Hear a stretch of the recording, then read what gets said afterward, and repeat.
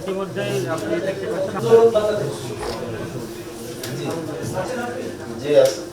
আপনারা জানেন যে আজকে আমাদের যাচাই বাছাইয়ের যে নির্ধারিত তারিখ 4 তারিখ, সেই 4 তারিখে আমরা যাচাই বাছাই করে আমরা যে তথ্যটি পেলাম সেটি হলো যে আপনাদের এই কুষ্টিয়াতে 4টি আসনে মনোনয়ন দাখিল করা হয়েছিল এবং এই সংখ্যাটি ছিল 33।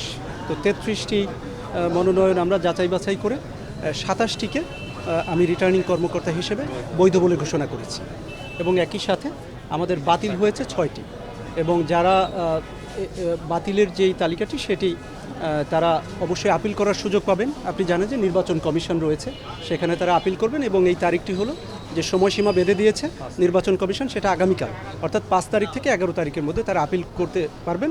তাদের নিশ্চয়ই সামনে সুযোগ রয়েছে। আলহামদুলিল্লাহ বৈধ হয়েছে, আমরা আবার শুকরিয়া আদায় করছি আলহামদুলিল্লাহ। নির্বাচনী লেভেল প্লেইং ফিল্ড লাগবে, এখনও হয়নি। আমার মনে যেটা যায় এখনও হয়নি, যেহেতু 22 তারিখের পরে কি হবে এখনও জানি না। 22 তারিখের পরে আশা করছি এগুলো 100% ঠিক হয়ে যাবে।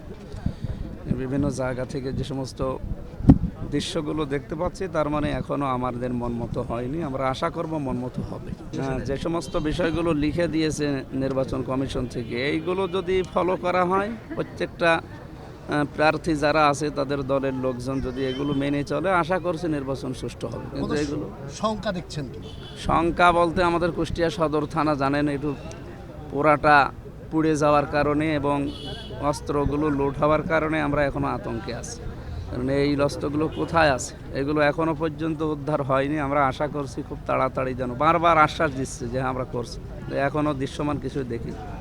এইগুলো তাড়াতাড়ি উদ্ধার করা লাগবে এবং বর্ডারের অস্ত্র এবং অন্যান্য যে বিষয়গুলো আসছে এগুলো বন্ধ করা লাগবে, নয়তো নির্বাচন সুষ্ঠু করা সম্ভব হবে।